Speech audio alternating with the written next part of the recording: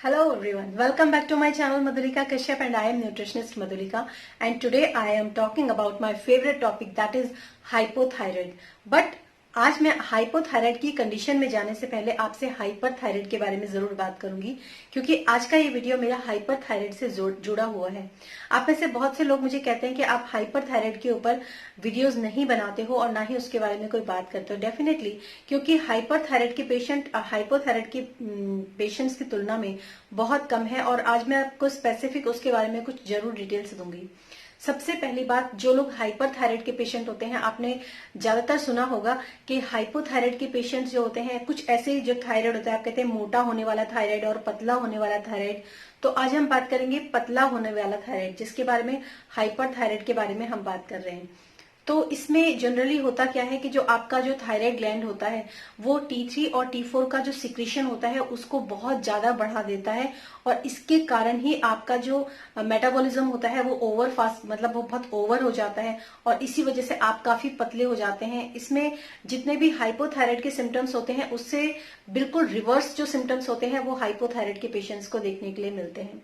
तो आज हम इसी के बारे में कुछ जरूर आप लोगों से के साथ में एक बहुत ही इंपॉर्टेंट और बहुत ही अच्छी इन्फॉर्मेशन शेयर करूंगी, और किस तरीके से मैं ट्रीट करती हूँ वो भी मैं आप लोगों के साथ आज इस वीडियो में डिस्कस करूंगी। तो इस वीडियो को आप बिल्कुल लाइक कीजिए और शेयर कीजिए जरूर जो उन लोगों के साथ जो कि हाइपरथायराइड के पेशेंट हैं।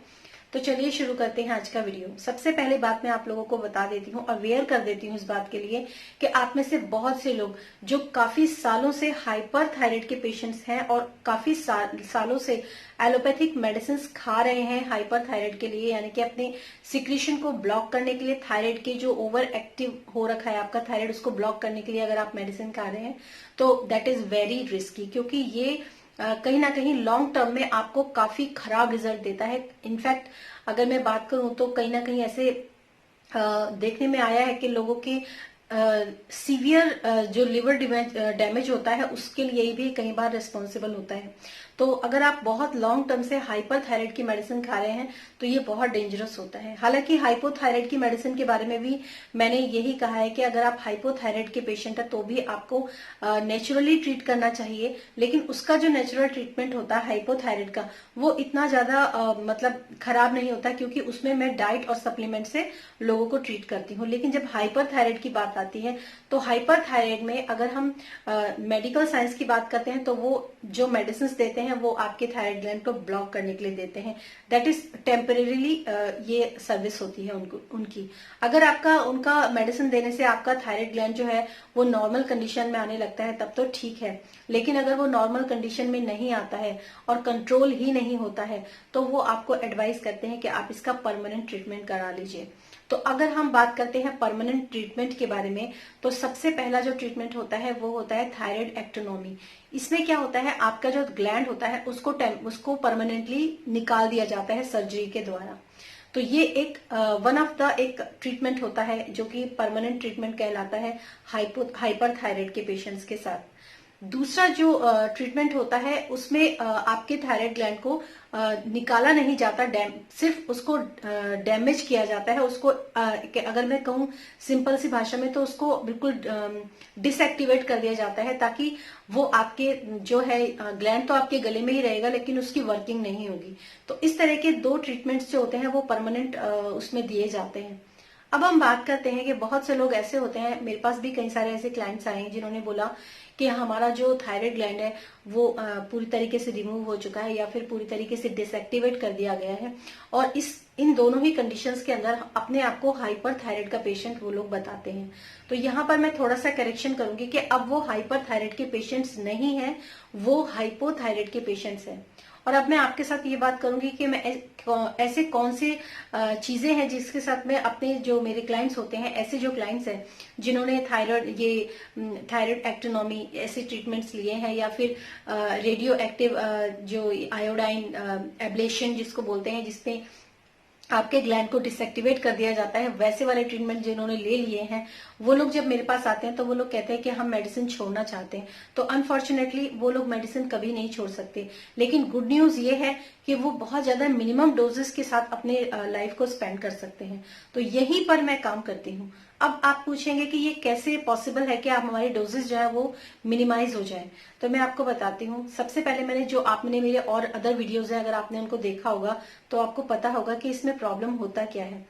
एक्चुअली बहुत सारे ऐसे थायराइड के पेशेंट्स होते हैं जो अपने आप को बोलते हैं कि हम इतने एमसीजी की मेडिसिन खाते हैं और हमें अपनी मेडिसिन की जो डोजेज हैं उनको रिड्यूस करना है, लेकिन उनको जो उसके प्राइमरी कॉजेज हैं उनके साथ मैं डील करती हूँ और वहीं पर मैं आप उन लोगों को ये भी बताती हूँ कि आपका प्राइमरी कॉज क्या है। आपको ऑटोइम्यून डिसऑर्डर है, आपको हॉशिमोटो थायराइडाइटिस है, बोथा सेम, आपका लिवर जो है वो थोड़ा सा काफी मतलब फंक्शनिंग उसकी ठीक नहीं है, आपको फैटी लिवर है, आपका लिवर कॉम्प्रोमाइज है, या फिर आपका जो ग्लैंड है उसमें भी कई बार प्रॉब्लम होती है। उसमें क्या होता है, या तो उसका ब्लड सर्कुलेशन प्रॉपर नहीं होता, या फिर जो ग्लैंड होता है उसके अंदर भी अगर मैं बात करूं तो जो सेल्स होते हैं वो ठीक तरीके से मतलब काम नहीं करते हैं, सुस्त हो जाते हैं, जिसको मैं अगर सिंपल लैंग्वेज में बोलूं तो उसके लिए जो अगर आपके ग्लैंड की ही हम सिर्फ ग्लैंड की ही बात करते हैं कि अगर आपको सिर्फ ग्लैंड से रिलेटेड प्रॉब्लम है और बाकी आपको कोई प्रॉब्लम नहीं है, तो वहां पर सबसे अच्छा जो मैंने देखा है रिजल्ट वो होता है प्राणायाम का। प्राणायाम यानी कि जिसमें हम भ्रामरी प्राणायाम भी करते हैं, उसके अंदर हम उज्जयी प्राणायाम करते हैं, हम उद्गीत यानी ओम का उच्चारण करते हैं। ऐसा मैंने कई सारे वीडियोस में आप लोगों को बताया है, क्योंकि उससे क्या होता है आपके गले के जो ग्लैंड होता है, जो थायराइड ग्लैंड आपकी नेक में होता है, वहां पर वाइब्रेशन स्टार्ट हो जाती है, और वाइब्रेशन स्टार्ट होने से आपके जो सेल्स होते हैं जो वीक हो गए हैं या फिर जो स्लगिश हो गए हैं, वो वाइब्रेशन के द्वारा उनके अंदर एक नई जान आने लगती है। अगर आपके ग्लैंड के अंदर ब्लड सर्कुलेशन प्रॉपर नहीं हो रहा है, इस तरफ इस एरिया में अगर आपका ब्लड सर्कुलेशन प्रॉपर नहीं हो रहा है, तो आपका जो आप जब प्राणायाम करते हैं तो वहां पर ब्लड सर्कुलेशन भी बढ़ जाता है। और ये बहुत इंपॉर्टेंट टिप है, ये आप में से कई लोगों को पता भी होगी जिन लोगों ने मेरे पुराने वीडियोस देखे हैं। अब हम बात करते हैं कि मैं किस तरीके से डोजेस को जो है मिनिमाइज करती हूँ। तो अगर हम बात करते हैं कि आपका जो ग्लैंड है अब वो बिल्कुल भी T3 और T4 हार्मोन्स को नहीं बनाता है, और आपको सिंथेटिक वर्जन जो है T4 का वो लेना बहुत जरूरी है। तो अब हम इसके आगे के स्टेप पर आते हैं, और वो होता है आपका लिवर और आपकी किडनी। आपका लिवर और आपकी किडनी अगर प्रॉपर फंक्शन करती है, अगर उनमें कोई भी टॉक्सिसिटी नहीं है, अगर फैटी लिवर नहीं है, लिवर आपका स्लगिश नहीं है, या फिर लिवर आपका कॉम्प्रोमाइज नहीं है, तो वो T4 से T3 का कन्वर्जन जो है वो बिल्कुल परफेक्टली करेगा। आपका 80% करता है आपका लिवर और 20% करती है आपकी किडनी। अगर ये दोनों ही अच्छी कंडीशंस में है, तो आपका जो जितनी भी आप डोजेज लेते हैं थायरोक्सिन की या थायरानॉन की, जो T4 का जो सिंथेटिक हार्मोन होता है उसकी बात कर रही हूँ, तो उसमें आपकी डोजेज जो है वो बहुत ज्यादा कम हो जाती हैं। बस यहीं पर मैं जो ऐसे लोगों के साथ काम करती हूँ जिन लोगों का हाइपर थायराइड के पेशेंट थे और जिन्होंने अपने ग्लैंड को डिसएक्टिवेट करवा दिया या फिर रिमूव करवा दिया है, उन लोगों को अपनी डोजेज जो होती है वो किस तरीके से रिमूव करी जाती है, किस तरीके से उनकी डोजेज जो है वो मिनिमाइज की जाती है। आई होप ये वीडियो आपको पसंद आया होगा, और ये नॉलेज जो है आप स्प्रेड करने की कोशिश कीजिए कि ज्यादातर लोग जो हैं बहुत जल्दबाजी में अपने ग्लैंड को रिमूव करवा देते हैं या फिर ग्लैंड को डिसएक्टिवेट करवा देते हैं, बजाय इसके कि वो अपने ग्लैंड को नेचुरली ट्रीट कर सके। क्योंकि जब तक ये ऑपरेशंस नहीं होते, जब तक ये जैसे ये मैंने आपको बताया रेडियो एक्टिव थायरानॉन, ये जो रेडियो एक्टिव जो ट्रीटमेंट होता है, जब तक ये नहीं करवाते हैं तब तक गुंजाइश रहती है कि आप नेचुरली ट्रीट हो सकते हैं। लेकिन एक बार ये प्रोसेस हो जाता है फिर आपको होल लाइफ मेडिसिन खानी ही पड़ती है। और जहां तक मैंने देखा है थायराइड के इश्यूज की अगर मैं बात करती हूँ, तो उसका मेजर कॉज कई बार जो होता है वो स्ट्रेस होता ही है। तो अगर आप हाइपर थायराइड के पेशेंट हैं और आपको मेडिसिन खानी पड़ती है, आपका थायराइड ओवर एक्टिव है, तो कहीं ना कहीं आप अपने चेक कीजिए कि आपका कहीं स्ट्रेस तो नहीं बढ़ा हुआ है। स्ट्रेस केवल ऐसा नहीं होता कि आपका सिर्फ मेंटली ही स्ट्रेस हो, स्ट्रेस जो होता है वो इमोशनली भी होता है, स्ट्रेस फिजिकली भी होता है, स्ट्रेस बहुत तरीके के होते हैं। समटाइम्स तो हाइपोथायराइड के पेशेंट्स भी ऐसे होते हैं जिनको अगर मैं उनसे पूछती हूँ कि क्या आपकी लाइफ में कोई स्ट्रेस है, तो वो बोलते हैं कि हमारी लाइफ में कोई स्ट्रेस नहीं है, लेकिन वो एक्स्ट्रा ओवर जो है अपने वेट को कम करने के लिए जिम जा रहे होते हैं, या फिर किसी बहुत बड़ी ऐसी रिस्पॉन्सिबिलिटी उन्होंने होल्ड की हुई होती है जिसको वो इजीली जो है हैंडल नहीं कर पाते हैं, या फिर कई बार तो मल्टीटास्किंग लोग बहुत ज्यादा होते हैं जो कि इस प्रॉब्लम का शिकार होते हैं।